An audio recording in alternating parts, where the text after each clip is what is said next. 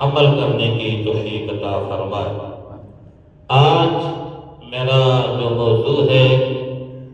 وہ ہے زبان کی حفاظت کرنا، یعنی زبان ایک ایسی جز ہے، پورے وجود میں ایک ایسا زبان کا یہ ٹکڑا ہے کہ یہ انسان کو ولی بھی بنا دیتا ہے اور یہ انسان کو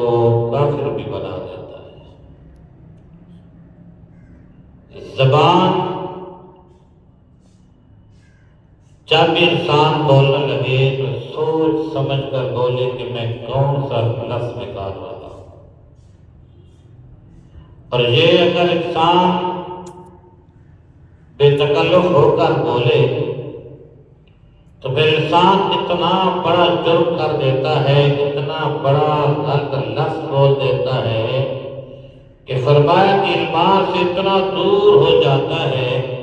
کہ یہ مشرق سے مغرب تک جا دور جاتا کرتا ہے، اور جہنم میں بھی اسی طرح وہ جا گرے گا۔ اس لیے آج ہر انسان تقریباً وہ بولتا ہے، اسے اس بات کی کوئی پریشانی یا ٹینشن نہیں ہوتی کہ میں غلط بول رہا ہوں یا ٹھیک بول رہا ہوں، وہ بول رہا ہے، بس وہ بول رہا ہے۔ اگر وہ غلط بول رہا ہے تو پھر اسے کوئی مسئلہ نہیں، اس کی وجہ یہ ہے کہ وہ گناہ اور نیکی میں کوئی فرق نہیں رکھتا، اس کے دل میں رب کا خوف نہیں رہا۔ اس لیے آج تمام ہم حضرات کو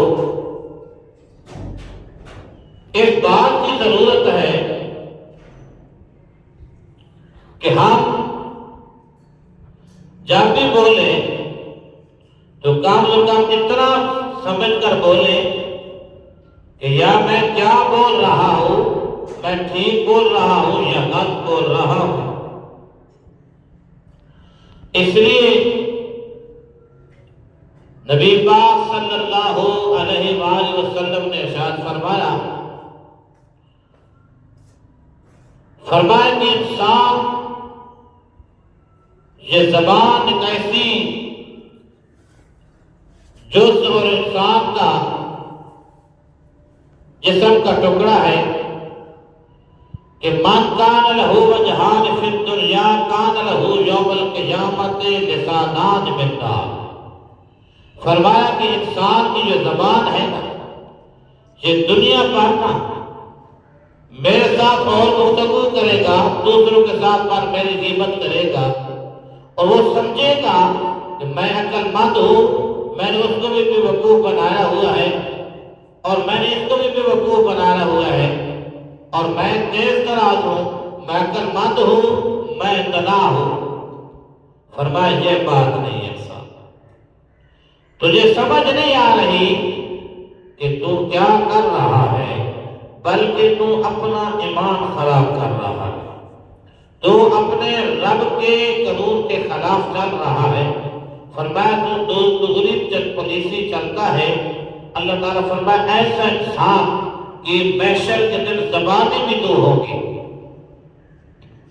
جب دیکھا جائے گا محشر کے دن لوگ اس کی دو زبانیں ہیں تو سوال ہوگا کہ یا اللہ یہ کیا بات ہے، اس انسان کی زبان تو ایک ہوتی ہے تو یہ دو زبانیں کیوں بن گئی ہے، اور وہ بھی دوزخ کی آگ کی دو زبانیں ہوں گی۔ اس لیے کہ اس نے زبان تو ایک تھی لیکن اس زبان کو رخ دو بنائے، میرے لیے میری تعریف کی یا میں چلا پھر میری منافقت کر دی، اس کو کہا آپ اچھے ہیں، مجھے کہا آپ اچھے ہیں، منافقت حسد کرتا رہا، وہ اس کو سیاست سمجھا رہا۔ فرمایا یہ سیاست نہیں ہے، یہ دین کی بات ہے، اور ہمیشہ حق بولو، سچ بولنا چاہیے۔ تو فرمایا اس دن اللہ تعالیٰ اس کی زبانوں کو کاٹ دے گا کہ میں نے تو تم کو زبان دی تھی قرآن پڑھنے کے لیے، سچ بولنے کے لیے، حق بولنے کے لیے، اچھی بات کرنے کے لیے، تو آپ نے کیا قرآن نہیں پڑھا تھا؟ کیا میرے نبی کے فرمان نہیں پڑھے تھے؟ کیا میرے 1,24,000 نبی نہیں آئے؟ تو جب یہ بات کی جائے گی تو وہ لاجواب ہو جائے گا۔ لیکن آج اب اس بات کی ضرورت ہے، ٹھیک ہے معاشرے میں انسان بولتا بھی ہے، ہنستا بھی ہے، مذاق بھی کرتا ہے، لیکن کم سے کم اتنا چاہیے کہ جب اسلام کی بات ہو یا کہیں دین کی بات ہو رہی ہو تو وہاں ہنسنا، مذاق کرنا یہ اتنی بڑا گناہ ہے، اتنا بڑا کہ یہ انسان کو اگر کوئی بات اسلام کی کر رہا ہے تو آپ نے اس بات کو مذاق میں ڈال دیا۔ کوئی بھی شخص ہو، اگر وہ دین کی بات کر رہا ہے، اگر وہ اچھی بات کر رہا ہے تو آپ نے اس بات کو مذاق میں ہنس دیا، ڈال دیا، تو فرمایا کہ انسان اس کو غدار کہا گیا